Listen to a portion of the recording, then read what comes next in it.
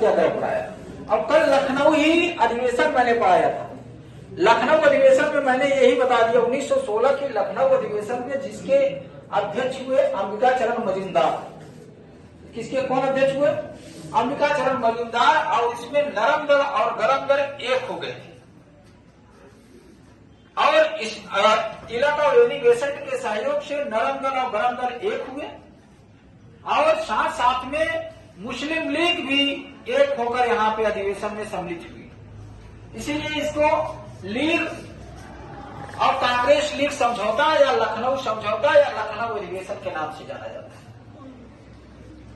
और चूंकि इसमें ही मुसलमानों की सांप्रदायिकता को स्वीकार वैधानिक मान्यता मिल गई जो पार्लियामेंट सुधार में 1909 में दिया गया था, इसमें स्वीकार कर लिया गया 1916 के लखनऊ अधिवेशन में।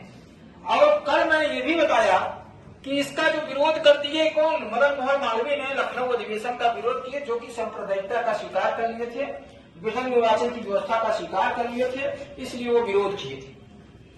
और 1916 में जो कांग्रेस ने भूल किया, 30 साल बाद वही पाकिस्तान बन गया। क्या बना?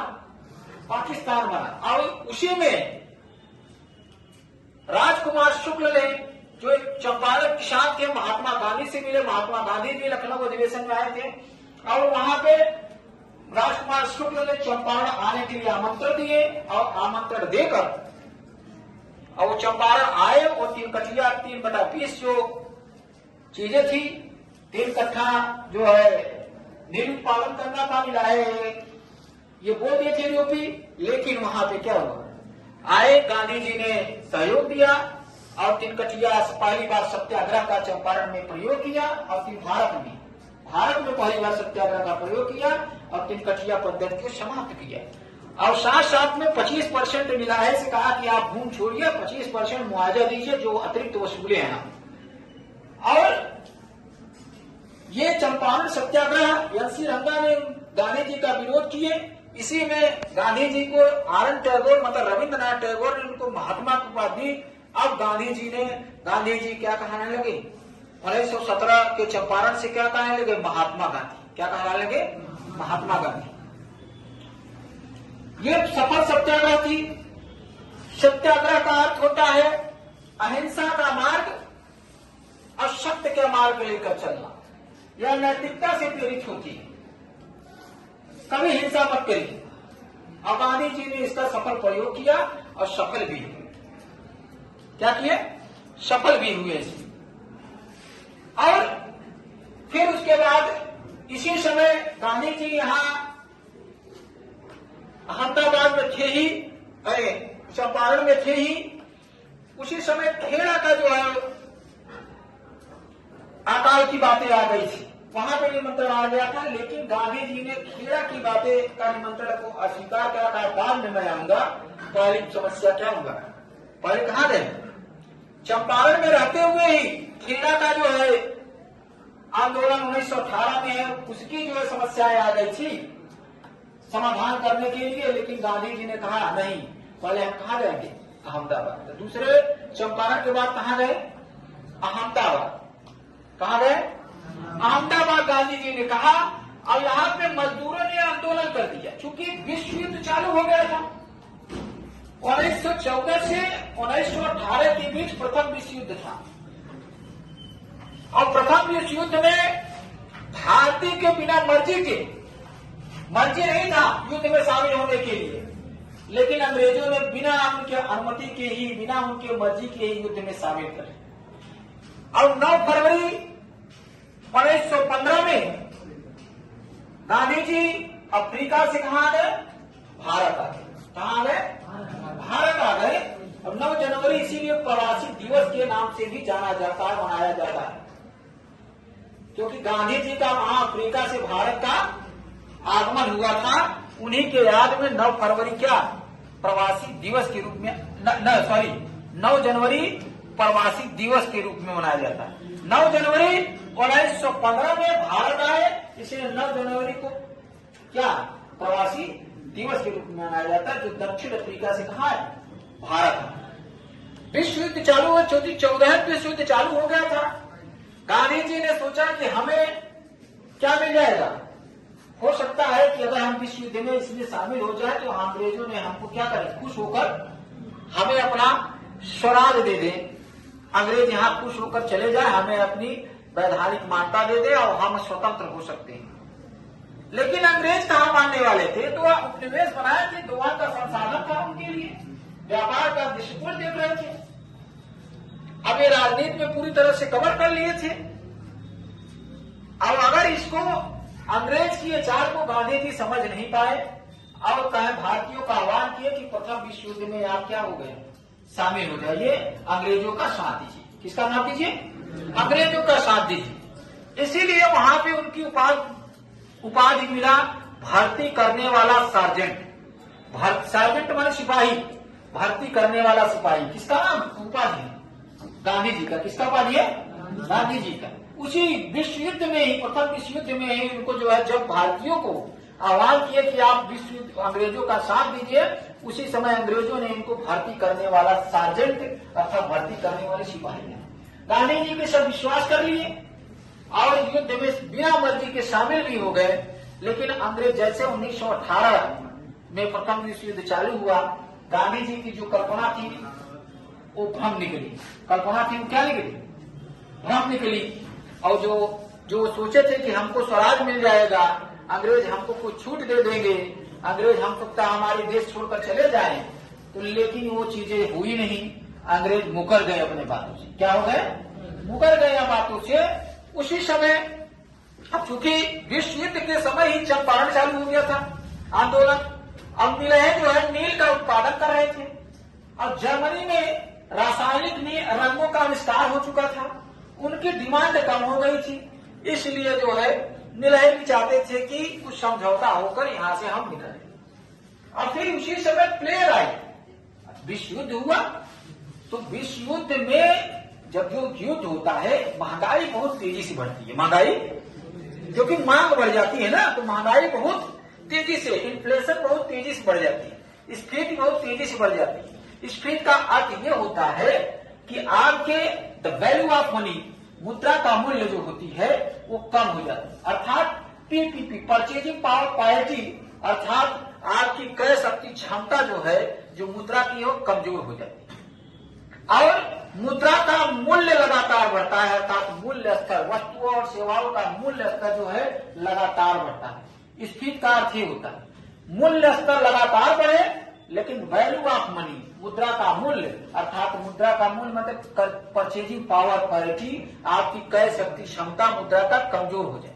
जो चीजें आप 1 रुपया में खरीद रहे हैं वो चीजें 5 रुपया में खरीदेंगे, तो उसमें मुद्रा आप ज्यादा खर्च करके कम जो है वस्तुएं लाएंगे, वो स्फीति कहलाती है।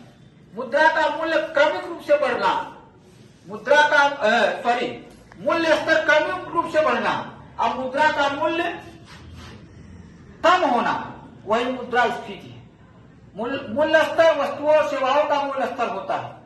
अब आपका मुद्रा का मूल्य क्रय शक्ति क्षमता है कि आपके एक मुद्रा में कितना क्रय कर सकते हैं। स्फीति बढ़ गई तो अब लोगों की क्रय शक्ति क्षमता कम हो गई, पहली नंबर है।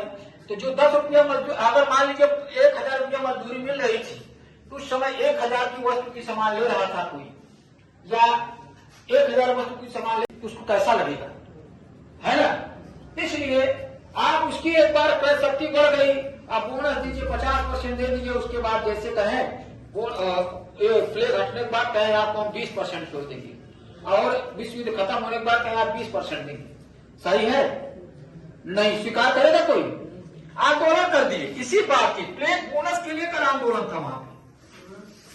50% दिया गया था प्लेग बोनस के दौरान, बाद में जो है देने के लिए कितना राजी हो गए? 20%। उसको वापस करके कहे 20% मैं दूंगा। मजदूर आंदोलन कर दिए, कहे नहीं हमको कितना चाहिए? 50%। कितना चाहिए? 50% ही चाहिए। अब इसमें आंदोलन हो गया और अब आंदोलन के बाद अब गांधी जी को बुलाया गया, भाई अब इस समस्याओं को आप ही हल करिए, चूंकि चंपारण की समस्या आप हल कर चुके हैं। अब इसके बाद गांधी जी को बुलाया गया। किसको बुलाया गया? गांधी जी को बुलाया गया। अब एक उद्योगपति थी अंबाला भाई। अंबाला साराभाई उद्योगपति थे। अंबाला साराभाई गुजरात के उद्योगपति थे ये। अंबाला साराभाई उद्योगपति थे। और इनकी बहन थी अनसुईया बेग। कौन थी? इनकी बहन थी अनसुईया बेग। इनकी नाम आता है अनसुईया बेग।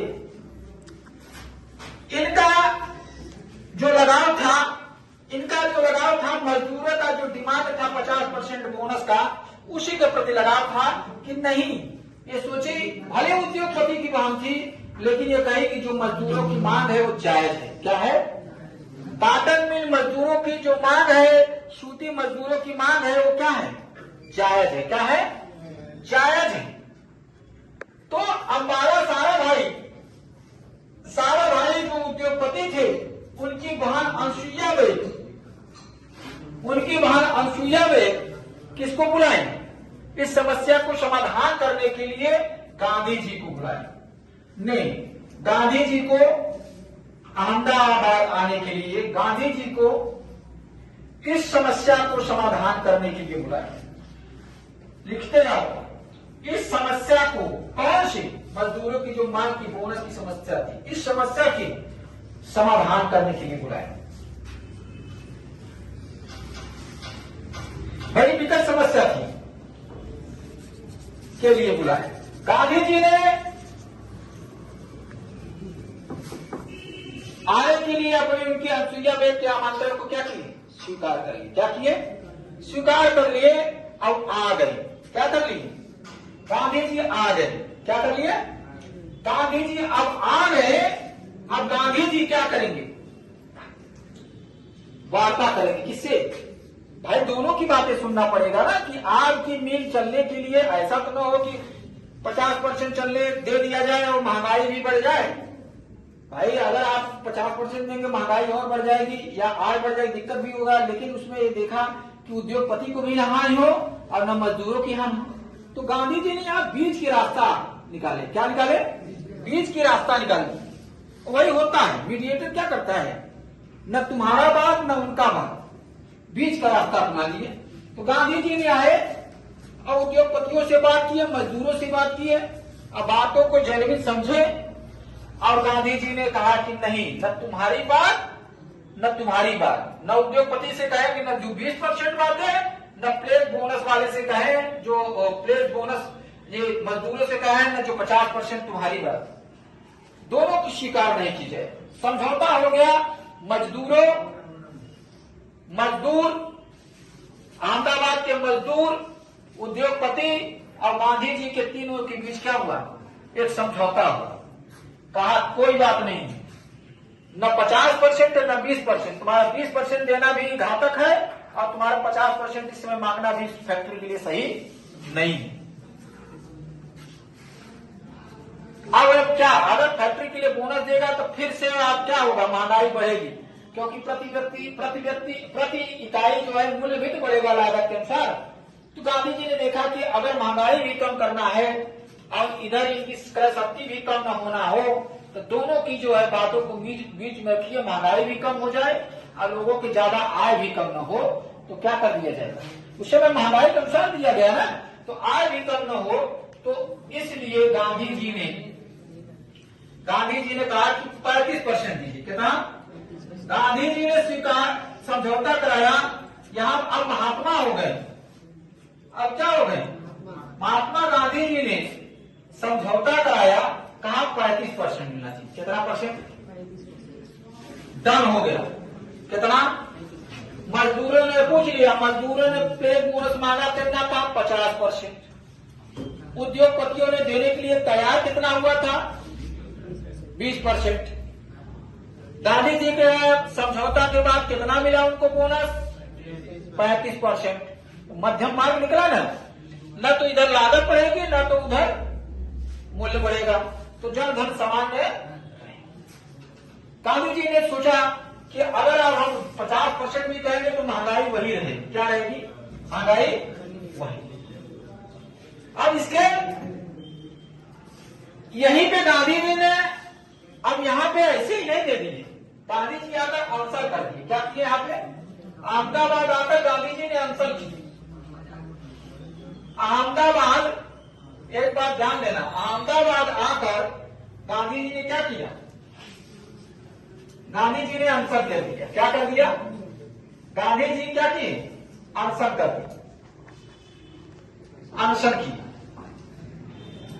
अन्य उनने छोड़ दिए, पानी गलाना छोड़ दिए कि जब तक आप हमारी बातों को स्वीकार नहीं करेंगे तब तक, उद्योगपति कहें कि जब तक आप हमारी बातों को स्वीकार नहीं करेंगे तब तक हम अन्य पानी आंसर कर देंगे।